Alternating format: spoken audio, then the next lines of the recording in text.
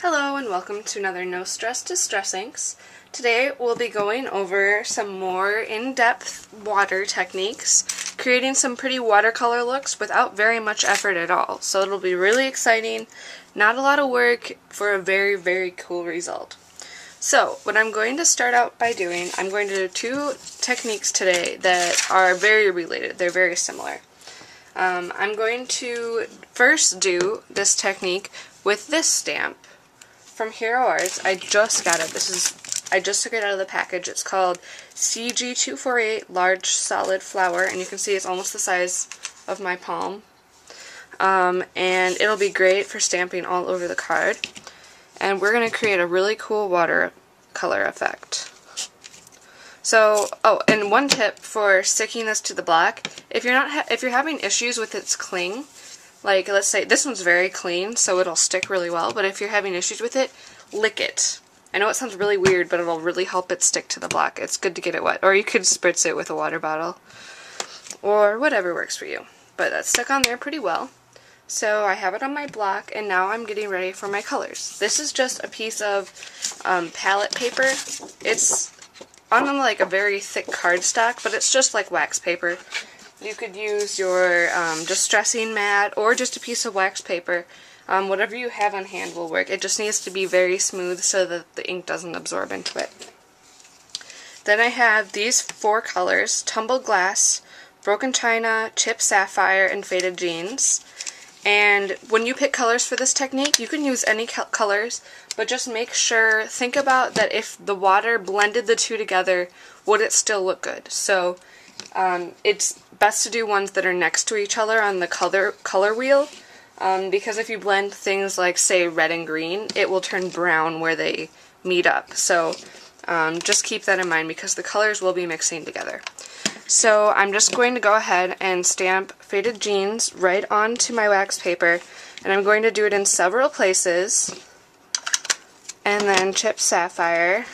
And it's okay if the colors are touching, it won't ruin the ink pads, I promise. And we're just going to make sure there's a lot of each color on here. See? You can't even tell the difference.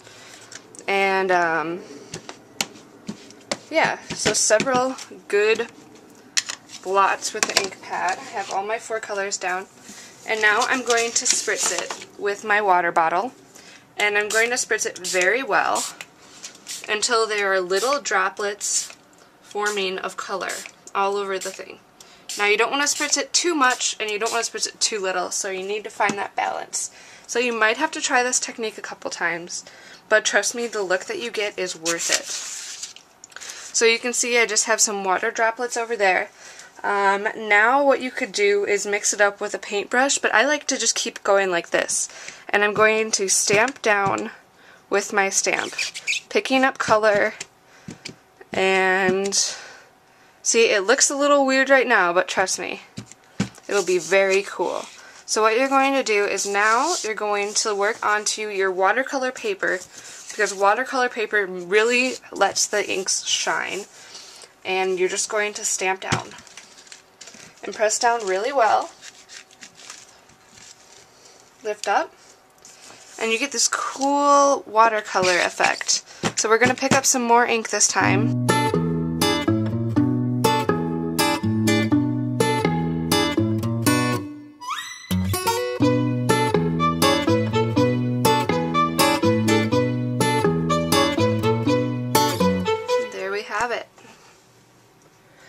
So you see you get this really cool pattern. It looks kind of like the stamp, but not very much.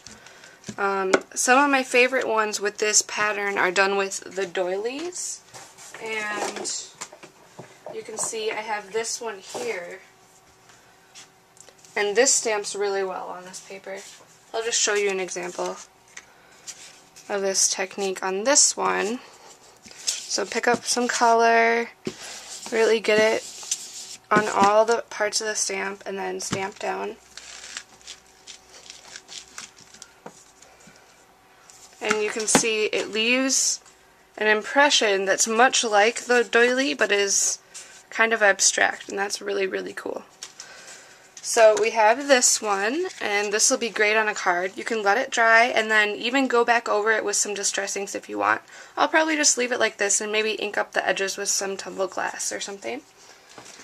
And then what we're also going to do is the second technique, which is even easier than the first one. There's no guessing with this one. So I'm going to set that off to the side. Okay, for my next sample, I have this Damask stamp from Hero Arts. This is also brand new. I'm super excited about this. It's called the Large Fabric Design CG244. And for this, I do have a block for it, but I just keep it on the backing because it's easier. I just press my card down into it anyways, so this is fine. And I'm going to ink it up with these 4 colors: Scattered Straw, Mustard Seed, Dried Marigold, and Spice Marmalade. And just like before on my mat, I'm just going to do that all over the stamp. And make sure it's inked up really, really well. Just going to go through with all the colors.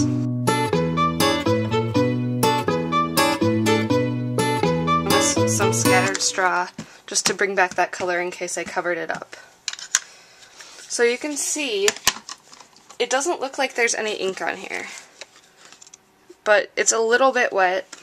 But what's really going to make this effect happen though, and what's going to make those lines disappear from the pads being square, you're just going to spritz it a couple times until there are very tiny water droplets on the surface.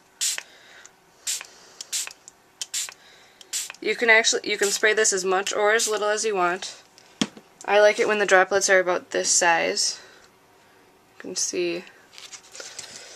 And then what we're going to do is try to make sure this is straight on here and set our watercolor paper down and lightly press all over the stamp.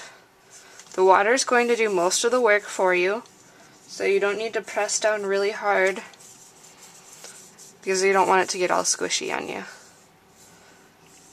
Just run your hands over the stamp.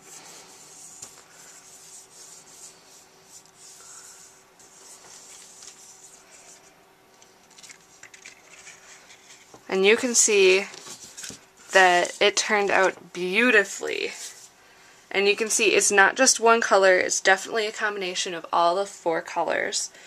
And it's not a harsh image, it's very watercolored, very, very cool. I just love that technique so much. And it was so easy. All you had to do was press down and then spritz it a few times with water. So I'm going to let these dry and then get them onto some cards. So here is an image of the finished card.